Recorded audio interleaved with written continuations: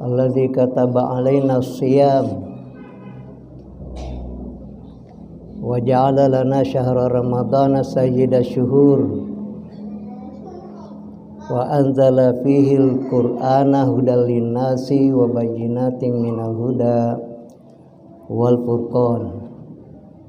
Asyhadu an la ilaha illallah wahdahu la syarikalah wa asyhadu anna Muhammadan abduhu wa rasuluh al-mab'uts rahmatan lil alamin. Allahumma salli wa sallim wa barik ala nabiyyina Muhammad wa ala alihi wa sahabatihi ajma'in wa ba'd.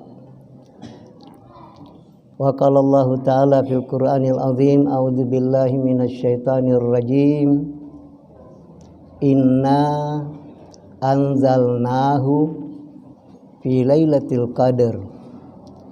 Wa ma adraka ma lailatul qadar. Lailatul qadari khairum min alfi syahr.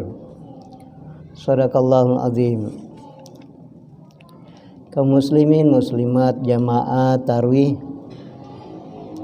Masjid Takmirul Masajid yang semoga berbahagia, yang semoga kita semua dirahmati Allah Subhanahu wa taala, yang semoga semua kita diberkati Allah Subhanahu wa taala, terutama pada malam ini.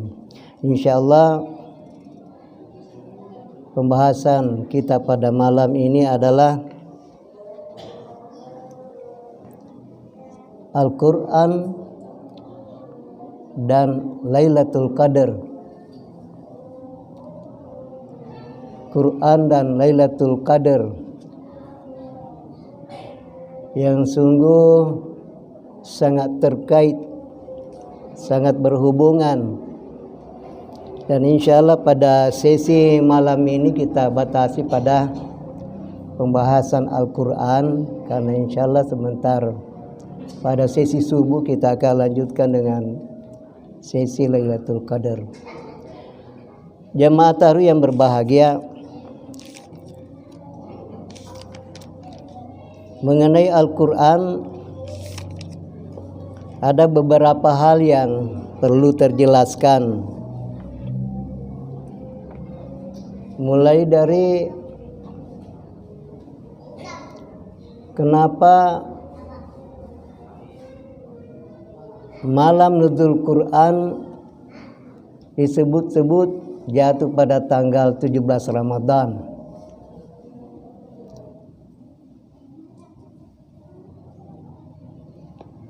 Nah, untuk ini sebenarnya ada lebih dari satu pendapat yang mengatakan turunnya Al-Quran pertama kali pada tanggal 17 Ramadan, dan yang mengatakan turunnya Al-Quran pertama kali pada tanggal 27 Ramadan.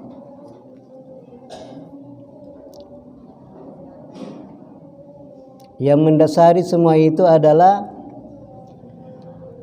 ketika kita membaca firman Allah Subhanahu wa taala dalam surah Ad-Dukhan ayat 3. Inna anzalnahu fi lailatin mubarakah. Allah Subhanahu wa taala berfirman, sungguhnya kami menurunkan Al-Quran pada suatu malam yang diberkati. Ini tidak disebut langsung, tapi kalau bicara malam itu ada 365 malam satu tahun. Di malam mana itu?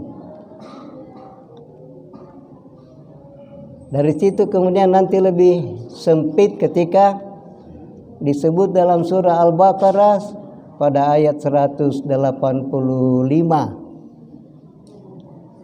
Syahrul Ramadan allazi unzila fihil Qur'an.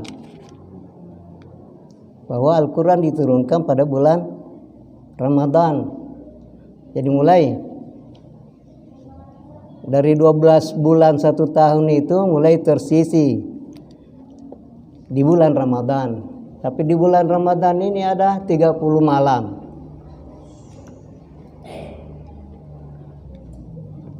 Yang kemudian dipersempit lagi dengan firman Allah Subhanahu wa taala, inna anzalnahu fi lailatul qadar, dalam surah Al-Qadar. Sesungguhnya kami menurunkan Al-Quran itu, kata Allah, pada malam Al-Qadar. Pada malam Al-Qadar. Nah, ini malam Al-Qadar jatuhnya pada malam keberapa? Itu nanti juga akan dibahas pada sesi Lailatul Qadar. Nah, pendapat yang mengatakan jatuh pada tanggal 17 Ramadan itu adalah ketika pada firman Allah Subhanahu wa taala dalam surah Al-Anfal. Di situ ada firman Allah Subhanahu wa taala, in kuntum tu'minuna billahi, in kuntum amantum billahi wa ma anzalna ala abdina yaumal furqani yaumal taqal jam'an. Jika memang kau beriman kepada Allah dan beriman kepada apa yang kami turunkan kepada hamba kami Muhammad, yaitu Al-Quran, yaumal furqan yaumal taqal jam'an, bahwa hari Furqan, hari diturunkannya Al-Quran itu adalah bertepatan dengan hari bertemunya dua pasukan. Nah, bertemunya dua pasukan yang dimaksud di sini adalah terjadinya perang Badar. Perang Badar Al-Kubra. Pasukan muslimin dipimpin oleh Nabi Muhammad SAW dengan pasukan orang kafir. Nah, itu sangat jelas bahwa itu terjadinya pada hari Jumat tanggal 17 Ramadan. Dari situ kemudian ada yang berpendapat bahwa pertama kali turunnya Al-Quran itu pada tanggal 17 Ramadan. Jemaah taruh yang berbahagia, Al-Quran itu kemudian turun secara beransur-ansur sampai durasi waktunya memakan waktu yang disebut-sebut tercatat dalam sejarah 22 tahun, 2 bulan, dan 22 hari, yang kemudian biasa orang bulatkan menjadi 23 tahun.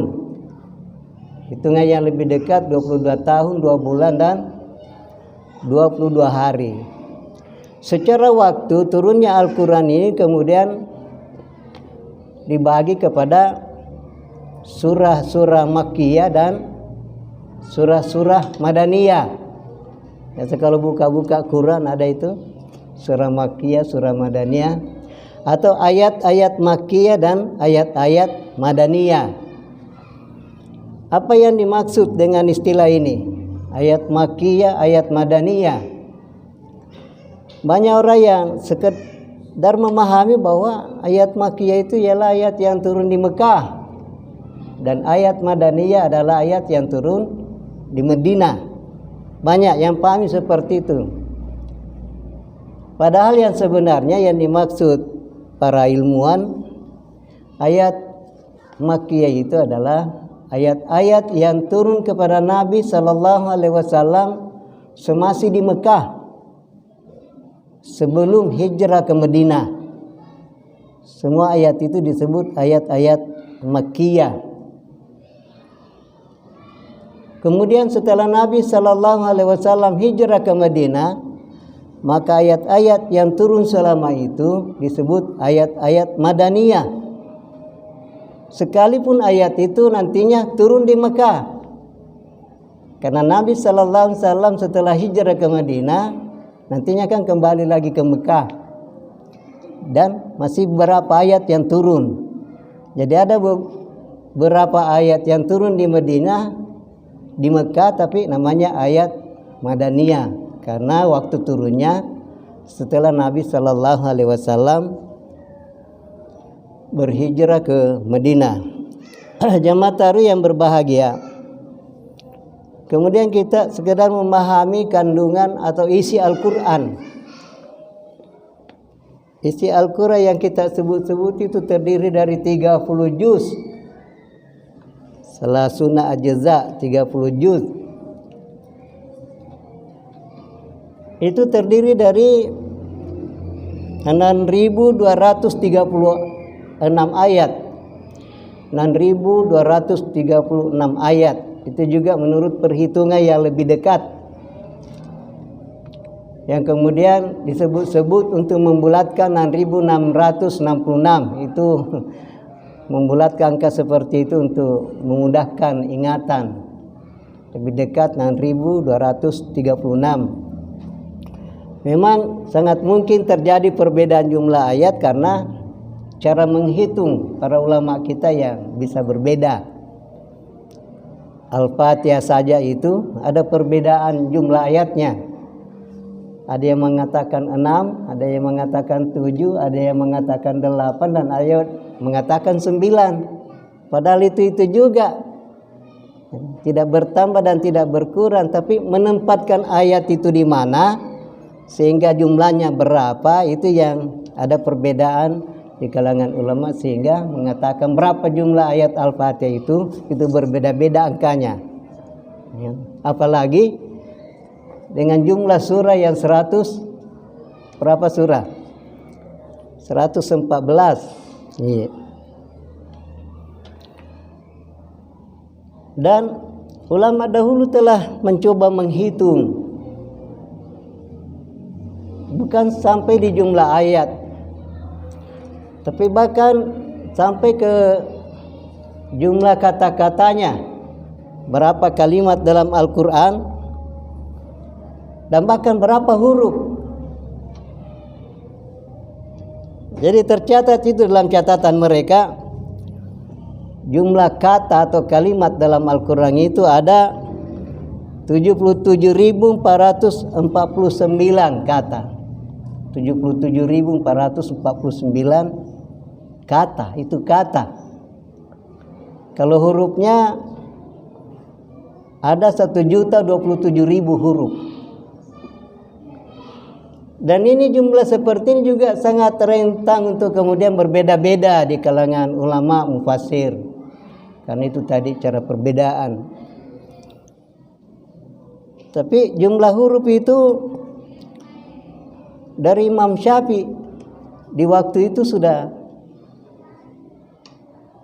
menghitung huruf-huruf dalam Al-Quran. Bahkan beliau itu dengan rinci, huruf alif berapa, huruf ba berapa, huruf ta berapa, itu rinci seperti itu. Ya, kemudian digabungkan semua, ada yang mencatat 1.027.000. Ini karena dari Nabi Sallallahu Alaihi Wasallam dalam sebuah hadisnya menyebut kalau membaca Al-Quran itu ibadah.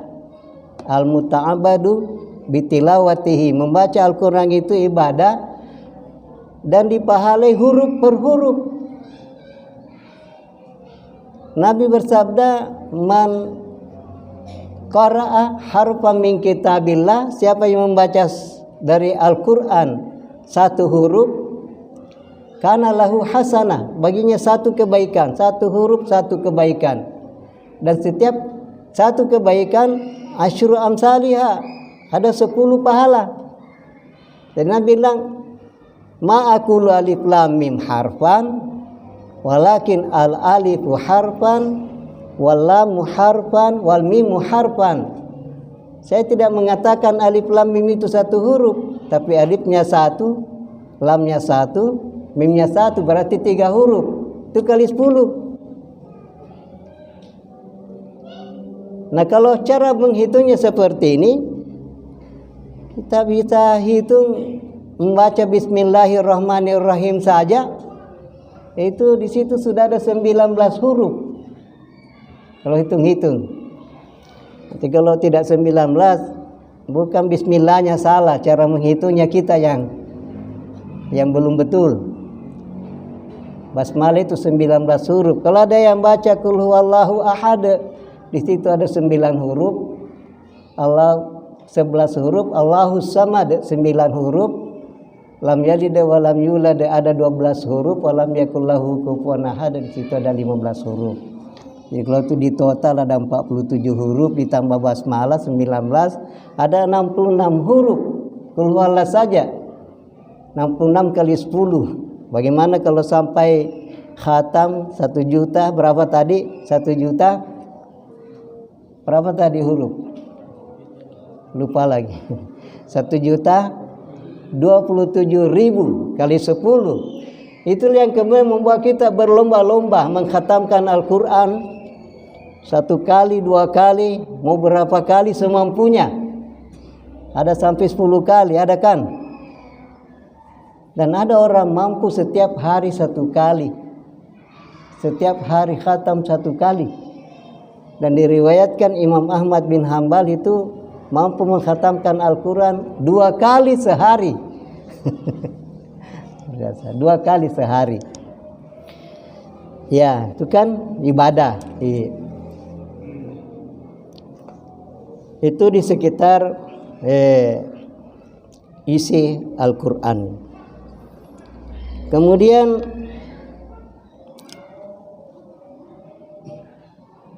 bagaimana kita berinteraksi dengan Al-Quran? Ada namanya ta'amulul Quran, berinteraksi, bergaul dengan Al-Quran. Karena itu ibadah yang sangat besar. Ketika Nabi sallallahu alaihi wasallam mengatakan khairukum man ta'allamal Qur'ana wa 'allamahu, sebaik-baik kamu adalah yang mempelajari Al-Quran dan yang mengajarkan Al-Quran. Jadi 2 bentuk interaksi dengan Al-Quran ini, apakah mempelajarinya ataukah mengajarkannya, memperdengarkan atau mendengar. Itu menjadi ukuran di sisi Allah Subhanahu wa taala untuk menilai di antara hamba-hambanya siapa yang terbaik. Yang terbaik di antara kita adalah yang terbaik dengan Al-Quran. Gitu. Nah, dari interaksi kita dengan Al-Quran ini, yang kita inginkan adalah paling tidak situ ada 3. Yang pertama ialah bagaimana memahami Al-Quran. Bagaimana supaya kita memahami Al-Quran. Yang kedua, bagaimana supaya kita mengamalkan Al-Quran. Dan yang ketiga, bagaimana supaya kita selalu menghayati Al-Quran. Itu 3 bentuk interaksi kita yang kemudian dituntut, yang boleh dikata merupakan pekerjaan siang malam seumur hidup. Karena Al-Quran yang 30 juz itu bagaimana bisa tamat? Kalau yang kemudian kita pahami nanti dikatakan tamat kalau sudah mengamalkan semua. Jadi artinya tidak boleh kita berhenti mempelajarinya karena masih banyak kekurangan kita. Membacanya saja belum tentu sudah cukup. Benar tajwidnya, benar makhrajnya. Selesai itu kita masih dituntut untuk memahami terjemahnya. Sekedar terjemah, sudah itu kita dituntut untuk memahami kandungannya secara tafsir. Iya. Karena bagaimana kita bisa pahami kalau tidak melalui semua itu? Dan lebih daripada memahami, kita dituntut untuk mengamalkannya. Perintahnya dilakukan, larangannya ditinggalkan, kisah-kisahnya dijadikan pelajaran, ibrah. Karena nanti seperti itu baru juga dikatakan kita sudah mempelajari, membaca secara haqqa tilawati, yang menjadi ukuran kemudian Allah Subhanahu wa taala mengakui bahwa kita adalah orang yang termasuk beriman dengan Al-Qur'an. Alladzina atainahumul kitaba yatlunahu haqqa tilawati ulaika yu'minuna bi. Ya, surah Al-Baqarah ayat 121. Mereka lah yang dikatakan beriman dengan Al-Quran setelah ia mempelajari sampai haqqa tilawati, benar-benar membaca. Membaca itu, benar-benar membaca itu sampai paham. Dan nanti dikatakan benar-benar membaca kalau sudah menindaklanjuti apa yang harus ditindaklanjuti, sudah mensikapinya. Artinya Al-Quran ini sampai menjadi pedoman itu tidak cukup dengan memahami, mengetahuinya, tetapi harus diikuti dengan mengamalkan apa yang telah dipahami di dalam Al-Quran itu. Ya'maluna ma tadammanuhu, mengamalkan apa-apa yang terkandung di dalamnya, sampai yuhalliluna halalahu wa yuharrimuna haramahu, menghalalkan apa yang dihalalkan dalam Al-Quran dan mengharamkan apa yang diharamkan dalam Al-Quran.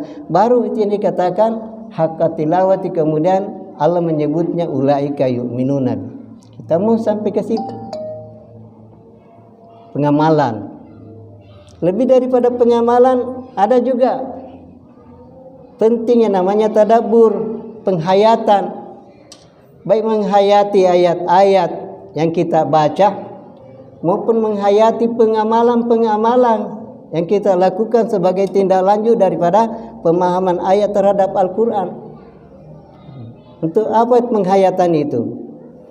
Penghayatan atau tadabbur terhadap ayat-ayat Al-Quran itu untuk menguatkan keimanan, keyakinan. Dan penghayatan kita terhadap pengamalan-pengamalan Al-Quran itu memperkuat istiqamah kita, kuwatul istiqamah. Nah, itu pentingnya. Nah, selanjutnya jemaah taruh yang berbahagia, apa sesungguhnya yang kita ingin capai dengan itu semua? Apa yang sesungguhnya kita ingin capai dengan Al-Quran? Di mana Al-Quran itu diturunkan kepada kita untuk menjadi pedoman, petunjuk hidup, hudal lil muttaqin, hudal lin nas. Apa target kita? Kalau kita lihat penjelasan-penjelasan dari Nabi sallallahu alaihi wasallam dengan Al-Quran itu, kalau saya lihat paling tidak ada dua yang harus kita jadikan target. Interaksi kita dengan Al-Quran itu kita mau capai dua hal. Yang pertama, melalui Al-Quran kita semoga bisa menjadi sahibul Quran. Sahibul Quran.